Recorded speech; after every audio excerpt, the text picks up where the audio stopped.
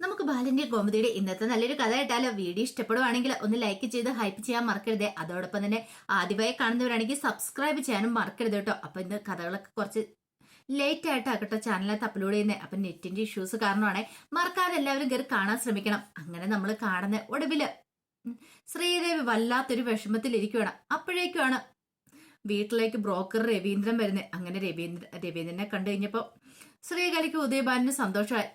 എന്തൊക്കെയുണ്ട് രവീന്ദ്ര വിശേഷങ്ങളൊക്കെ? അത് പിന്നെ ഉദയഭാനു എന്നോടൊരു കാര്യം പറഞ്ഞിട്ടുണ്ടായിരുന്നല്ലോ, മോൾക്കൊരു ആലോചനയുടെ കാര്യം. അപ്പൊ അതുമായിട്ട് ഞാൻ വന്നതാ. അവൾക്ക് ആലോചന? അതെ, നല്ലൊരു ആലോചന ഒത്തു വന്നിട്ടുണ്ട്. അത് കേട്ടപ്പം ശ്രീകല ഉദയഭാനു നോക്കി. അപ്പോഴേക്കും ഉദയഭാനു പറഞ്ഞു, അല്ല പെട്ടെന്ന് അതെ, അവർക്ക് എത്രയും പെട്ടെന്ന് തന്നെ കല്യാണം നടത്തണമെന്ന ആഗ്രഹം. അല്ല, അതിന് പെണ്ണും ചെറുക്കനും തമ്മിൽ കണ്ടിട്ടൊന്നുമില്ലോ? ഓ, അതൊക്കെ കാണുകയൊക്കെ ചെയ്തു.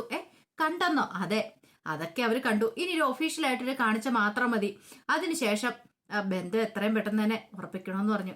അല്ല, അതിന് അതെ, അവർക്ക് വലിയ ഡിമാൻഡുകളും കാര്യങ്ങളൊന്നുമില്ല. ഗോമതി സ്റ്റോഴ്സിലേക്കാ ഇവിടുത്തെ ഒരു മോളെ പറഞ്ഞു വിട്ടിരിക്കുന്നുള്ള കാര്യങ്ങളൊക്കെ അവർക്കറിയാം. അതുകൊണ്ട് അവർക്ക് പിന്നെ ഒന്നും നോക്കാനില്ലെന്ന് അവര് പറയണേ. എത്രയും പെട്ടെന്ന് തന്നെ വിവാഹം നടത്തണമെന്ന് അവരുടെ ഡിമാൻഡ്. പിന്നെ നല്ല കുടുംബക്കാരാ. പയ്യനാണെങ്കിൽ ഗവൺമെന്റ് ജോലിയുണ്ട്. അതുകൊണ്ട് ആ കാര്യത്തിൽ ഒരു പേടിയും വേണ്ട. വിദ്യമോൾക്ക് ചേരുന്ന ബന്ധമാന്ന് പറഞ്ഞു. അപ്പോഴേക്കും ശ്രീകല പറഞ്ഞു, ഞാൻ ചായ എടുക്കട്ടെ? ചായ ഒന്നും വേണ്ട, നിങ്ങൾ ഒരു കാര്യം തീരുമാനിച്ചാൽ മതി. എന്നാണ് അവരെ കൂട്ടിക്കൊണ്ട് ഇങ്ങോട്ട് വരണ്ടേന്ന്, എന്നിട്ട് എന്നെ അറിയിക്കുക. നമുക്ക് ഈ ബന്ധമൊക്കെ നടത്താന്ന് പറഞ്ഞു. അങ്ങനെ അയാൾ അങ്ങോട്ട് പോയി കഴിഞ്ഞപ്പോ ശ്രീകലയ്ക്ക് ഉദയഭാനും ഭയങ്കര സന്തോഷത്തോടു കൂടിയിട്ട് അവര് ശ്രീദേവിയുടെ മുറിയിലേക്ക് വരുക. ശ്രീദേവി ആണെങ്കിൽ ഈ കാര്യങ്ങളൊക്കെ കേട്ടിട്ടുണ്ടായിരുന്നു. ഉദയഭാനു വന്നിട്ട് പറഞ്ഞു, മോളെ നീ കേട്ടില്ലേ അവര് പറഞ്ഞിട്ട് പോയ കാര്യങ്ങളൊക്കെ? അവർക്ക് എത്രയും പെട്ടെന്ന് തന്നെ ഈ ബന്ധം നടത്തണമെന്ന്. വിദ്യമോൾക്ക് നല്ലൊരു ആലോചന വന്നിരിക്കുന്നേ. അപ്പോഴേക്കും ശ്രീകല പറഞ്ഞു, അതെ മോളെ, നല്ലൊരു ആലോചന, നമുക്കിതങ്ങോട്ട് നടത്തണം. അത് കേട്ട് കഴിഞ്ഞപ്പോ ശ്രീദേവി പറഞ്ഞു, ഒരു കാര്യം ഞാൻ പറഞ്ഞേക്കാം, ബന്ധം നടത്തുമോ നടത്താതിരിക്കുമോ എന്തു വേണം ചെയ്തോ, പക്ഷേങ്കില് എന്റെ വിവാഹം നടത്തിയ പോലെ ആയിരിക്കരുത്. കല്യാണത്തിന് മുമ്പ് അവരോട് കാര്യങ്ങളൊക്കെ തുറന്നു പറയണം. എന്നിട്ട് വിദ്യയുടെ കല്യാണം നടത്തിയാൽ മതി. അത് കേട്ട് കഴിഞ്ഞപ്പോ ഉദയഭാനു പറഞ്ഞു, മോളെ നീ എന്തൊക്കെയാ പറയണേ? അതെ അച്ഛാ, സത്യങ്ങൾ തുറന്നു പറഞ്ഞ് വിവാഹം നടത്തിയാൽ മതി. ശ്രീകല പറഞ്ഞു, ഓഹോ, അപ്പം നിനക്ക് നിന്റെ അനുജത്തിയോട് സ്നേഹം ഇല്ലല്ലേ? അതുകൊണ്ടാണല്ലേ അവൾക്ക് നല്ലൊരു ജീവിതം കിട്ടുന്ന നിനക്ക് ഇഷ്ടമില്ല. നീ നല്ലൊരു കുടുംബത്തിലേക്ക് പോയി. അമ്മേ, വെറുതെ അനാവശ്യം പറയരുത്. നല്ലൊരു കുടുംബത്തിലേക്ക് പോയി പോലും അവൾക്ക് നല്ല ബന്ധം കിട്ടുന്ന എനിക്ക് ഇഷ്ടമില്ല എന്ന്. ഓരോ ദിവസം ഞാൻ ആ തേമംഗലത്ത് പോയിട്ട് ഉരുകിയാ ജീവിച്ചുകൊണ്ടിരുന്നേ. എപ്പോഴാ എന്റെ കള്ളത്തരം പിടിക്കപ്പെടുമെന്ന് ഓർത്തിട്ട്. എങ്ങാനും ഇതുപോലൊരു ജീവിതം വിദ്യക്ക് കിട്ടുന്നെങ്കിലുണ്ടെങ്കിലോ അവളുടെ ജീവിതം എന്തായി തീരുമെന്ന് ആലോചിച്ചിട്ടുണ്ടോ? എടി, നീ അതൊന്നും ഓർത്ത് വിഷമിക്കണ്ട. ഇപ്പൊ ഈ ആലോചന വന്നത് പോലും ദേവമംഗലത്ത് നീ ഉണ്ടെന്ന് പറഞ്ഞോണ്ടാ. ഒരു പക്ഷേങ്കിലും നാളെ അവര് സത്യങ്ങളൊക്കെ തിരിച്ചറിയും. കൃത്യസമയത്ത് തന്നെ ഇങ്ങനെയൊക്കെ സംഭവിച്ചല്ലോ. പക്ഷെ ഒരു കാര്യമുണ്ട്, നാളെ അവരറിയാൻ പോകുന്നത് അവിടുന്ന് നിന്നെ അവരിറക്കി വിട്ടെന്നല്ല, നീ അവിടുന്ന് സ്വമേധയെ ഇറങ്ങിപ്പോന്നെന്നായിരിക്കണം. അങ്ങനെയായിരിക്കണം അവര് വിദ്യയുടെ വീട്ടുകാർ അറിയാൻ പാടുള്ളൂ. അറിയാലോ. അതുകൊണ്ട് ഞാൻ പറയുന്ന പോലെ നീ അങ്ങോട്ട് അനുസരിച്ചാൽ മതി. ഞാൻ പറയുന്ന പോലെ നീ അങ്ങോട്ട് ചെയ്താൽ മതി എന്ന് പറഞ്ഞു. അങ്ങനെ കുറെ കാര്യങ്ങളൊക്കെ അങ്ങോട്ട് പറഞ്ഞു കൊടുക്കുകയാണ് ശ്രീദേവിക്ക് എന്ത് ചെയ്യണമെന്ന് പോലും അറിയണ്ടായിരുന്നില്ല. വല്ലാത്തൊരു ടെൻഷനായി. കുറച്ച് കഴിഞ്ഞപ്പം കടയില് ബാലനും രാമേട്ടനും ആകാശം കൂടെ സംസാരിക്കുകയാണ്. രാമേട്ടനോട് ബാലൻ പറഞ്ഞു, എന്നാലും അയാൾ ഇങ്ങനെ ഒരു ചതി ചെയ്യുമെന്ന് ഞാൻ ഒരിക്കലും വിചാരിച്ചത് പോലുമില്ല. അപ്പൊ ബാല, നിന്റെ നേരത്തെ കണ്ടുപിടുത്തം ശരിയായിരുന്നല്ലേ?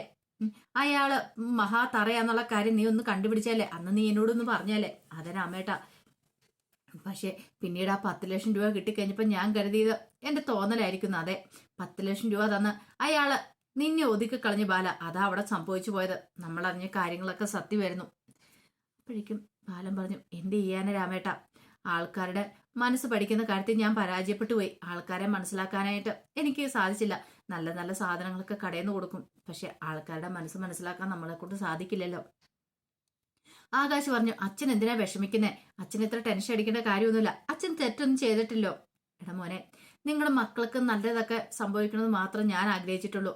നിങ്ങൾക്ക് ചിലപ്പോൾ തോന്നാം മക്കളുടെ മേലെ ഓരോന്നൊക്കെ അടിച്ചേൽപ്പിക്കുന്ന അച്ഛനെന്നാ ഞാനെന്ന്. പക്ഷേങ്കില് അത് നിങ്ങളുടെ നന്മയെ കരുതിയിട്ടാ. അതുപോലെ ആനന്ദിന് നല്ലൊരു ജീവിതം കിട്ടണം എന്ന് തന്നെ ഞാൻ ആഗ്രഹിച്ചേ. അതൊന്നും ഇങ്ങനെയാവുമെന്ന് ഞാൻ ഒരിക്കലും പ്രതീക്ഷിച്ചില്ല. അച്ഛൻ ഇങ്ങനെ സങ്കടപ്പെടല്ലേ?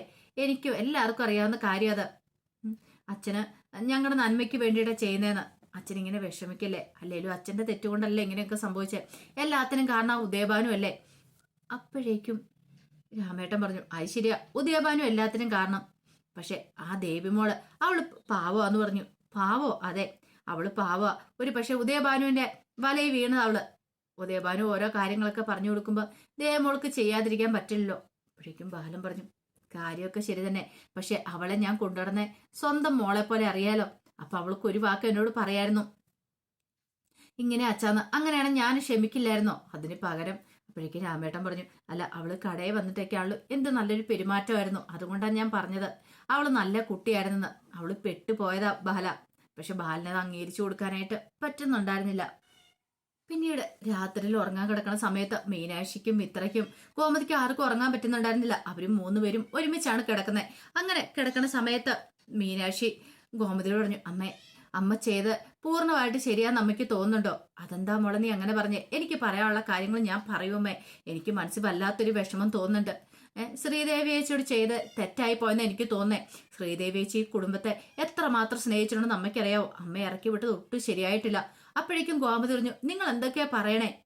അവളെ ഞാന് മരുമകളായിട്ടല്ല സ്വന്തം മകളെ പോലെ കരുതിയത്. എന്നിട്ട് അവള് ഈ വിശ്വാസവാഞ്ചന എന്നോട് കാണിച്ചത്. അപ്പോഴേക്കും മിത്ര പറഞ്ഞു അതെ, ശ്രീദേവി ചേച്ചിയുടെ അപ്പോഴത്തെ സാഹചര്യം കൊണ്ടാണെങ്കിലും അങ്ങനെയൊക്കെ പെരുമാറിയത്. ദേവി ചേച്ചി ഇവിടെ വന്നതിന് ശേഷം എത്ര സ്നേഹത്തോടെ നമ്മളോടെല്ലാം നിന്നെ. ആദ്യമൊക്കെ ഇത്തിരി ബുദ്ധിമുട്ടുണ്ടായിരുന്നെങ്കിലും പിന്നെ നമ്മളെല്ലാവരുമായിട്ട് നല്ല സന്തോഷം തന്നെ മുന്നോട്ട് പോയിക്കൊണ്ടിരുന്നേ.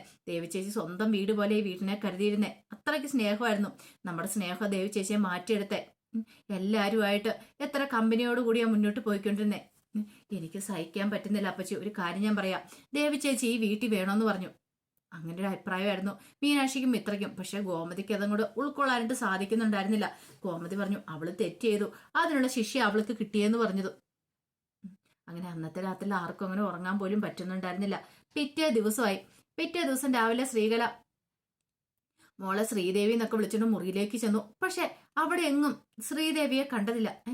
ഇവളിത് എവിടെ പോയി എന്ന് ആകെപ്പാടെ ടെൻഷനായി. ഇവിടെ എങ്ങും കാണുന്നില്ലോ. അവിടെയൊക്കെ വിളിച്ചോണ്ട് നടക്കുന്നുണ്ട്, പക്ഷെ അവിടെ ഒന്നും കണ്ടില്ല. അപ്പോഴേക്കും ഉദയഭാനു അങ്ങോട്ട് വന്നു. എന്താടി രാവിലെ എന്താ കടന്ന് വിളിച്ചെല്ലറന്നേ? ദേ മനുഷ്യ, നമ്മുടെ മോളെ കാണുന്നില്ലെന്ന് നീ നോക്ക്. ഇവിടെയൊക്കെ ഞാൻ നോക്കി, കാണുന്നില്ലേ? പിന്നീട് പുറത്തൊക്കെ പോയി ദേവമോളെന്നൊക്കെ പറഞ്ഞ് വിളിക്കുകയാണ്. അവിടെ എങ്ങും ഇല്ലെന്ന് മനസ്സിലായി. അപ്പോഴേക്കും ശ്രീകല അകത്തേക്ക് ഓടി കയറി വന്നു. എന്നിട്ട് പറഞ്ഞു ഉദയേട്ടാ, എനിക്ക് നല്ല പേടിയുണ്ട്. അവൾ എന്തെങ്കിലും കടുങ്കൈ ചെയ്യുമോന്ന്. എന്റെ മോൾക്ക് എന്തെങ്കിലും സംഭവിച്ചു പോയിട്ടുണ്ടെങ്കിൽ. ശ്രീകലെ അവൾക്ക് എന്ത് സംഭവിക്കാനാ? അവൾക്കൊന്നും സംഭവിക്കില്ല. ദേ മനുഷ്യ, എന്തേലും സംഭവിച്ചിട്ടുണ്ടെങ്കിൽ പിന്നെ നിങ്ങളെ ഞാൻ വെറുതെ വിടില്ല. പറഞ്ഞു കേട്ടല്ലോ, എന്റെ മോള് അത്ര നല്ല മാനസിക വിഷമത്തിലായിരുന്നു. അവൾക്ക് എന്ത് സംഭവിച്ചെന്തോ. അപ്പോഴേക്കും ഉദയഭാനു പറഞ്ഞു നീ പേടിക്കണ്ട ശ്രീകലെ, നമുക്കൊരു സ്ഥലം വരെ പോവാം. നീ പെട്ടെന്ന് റെഡിയാവുക. എന്ത് വേണമെന്ന് എനിക്ക് നന്നായിട്ടറിയാം. ഇതങ്ങനെ വെറുതെ വിടാനായിട്ട് ഈ ഉദയഭാനു തീരുമാനിച്ചിട്ടില്ല. രണ്ടിലൊന്ന് അറിഞ്ഞിട്ട് തന്നെ കാര്യം എന്നൊക്കെ പറഞ്ഞു. കുറച്ച് കഴിഞ്ഞപ്പോഴത്തേനും മീനാക്ഷിയും ഇത്രയും കൂടെ പുറത്തേക്ക് വരുമ്പോഴാണ് ശ്രീദേവി അങ്ങോട്ടേക്ക് വരുന്നുണ്ട്. ശ്രീദേവിയെ കണ്ടുകഴിഞ്ഞപ്പോൾ ഒരു നിമിഷം അവരൊന്ന് ഞെട്ടിപ്പോയി. പെട്ടെന്ന് മിത്ര ചോദിച്ചു എന്താ ശ്രീദേവി ചേച്ചി ഇവിടെ? അതെന്ത് ചോദ്യം മിത്ര നീ ചോദിക്കുന്നേ? ഇതെന്റെ വീടല്ലേ, അപ്പൊ ഞാൻ ഇവിടേക്ക് വരണ്ടേ? ഇതല്ലാതെ എനിക്ക് വേറെ ഏതാ വീടുള്ളേ? അയ്യോ അങ്ങനെയല്ല, അങ്ങനെ ഉദ്ദേശിച്ച് ചോദിച്ചല്ല. ഇപ്പോഴീ സമയത്ത് ഇങ്ങോട്ട് വന്നിട്ടുണ്ടെങ്കിൽ പ്രശ്നമാവുമല്ലോ എന്ന് കരുതി ഞാൻ പറഞ്ഞെന്നുള്ളൂ. അല്ലാതെ ശ്രീദേവി ചേച്ചി വന്നുകൊണ്ടുള്ള ആ ദേഷ്യം കൊണ്ട് പറഞ്ഞൊന്നും അല്ല. അപ്പോഴേക്കും മീനാക്ഷി പറഞ്ഞു ശ്രീദേവി ചേച്ചി എന്തിനാ വന്നത്? അതെ, എനിക്ക് കുറച്ച് കാര്യങ്ങളൊക്കെ പറയാനുണ്ടായിരുന്നു. ഞാൻ തെറ്റ് ചെയ്തിട്ടില്ലെന്നല്ല, തെറ്റ് ചെയ്തിട്ടുണ്ട്. അതിന്റെ സാഹചര്യം കൊണ്ടായിരുന്നു. പക്ഷെ എനിക്ക് പറയാനുള്ള പല കാര്യങ്ങളും പറയാൻ പറ്റില്ല ഇന്നലെ. അതുകൊണ്ട് അതൊക്കെ എനിക്ക് പറയണം. ഞാൻ എന്ത് കാരണങ്ങൾ കൊണ്ടാണ് ഇങ്ങനെയൊക്കെ ചെയ്തതെന്ന് അത് നിങ്ങളോട് എല്ലാവരോടും എനിക്ക് തുറന്നു പറഞ്ഞാൽ എനിക്കൊരു സമാധാനം കിട്ടത്തുള്ളൂ. അത് പറയാൻ വേണ്ടി വന്നേ. അല്ല, അമ്മ എഴുന്നേറ്റില്ലേന്ന് ചോദിച്ചു. അപ്പോഴേക്കും മീനു പറഞ്ഞു അത് പിന്നെ എഴുന്നേറ്റു എന്ന് പറയണം. അപ്പോഴേക്കുമാണ് ഗോമതി അവിടേക്ക് വരുന്നത്. ഗോമതി വന്നിങ്ങനെ നോക്കുവാണ്. ശ്രീദേവിയെ കണ്ടു കഴിഞ്ഞപ്പോഴത്തേനും ഗോമതിയുടെ മുഖമൊക്കെ ആകെപ്പടം കൂടെ വലിഞ്ഞു മുറുകി ദേഷ്യത്തോടെ നോക്കുക. അതിന്റെ കഥകളൊക്കെ എന്ന് കാണുന്നേ. ഇതിന്റെ ബാക്കി വിശേഷങ്ങളുമായിട്ട് വൈകുന്നേരത്തെ പ്രമോയി വരാട്ടോ. ഒരിക്കൽ കൂടി എല്ലാവർക്കും ശുഭദിനം നേർന്നുകൊണ്ട് നിർത്തുന്നു.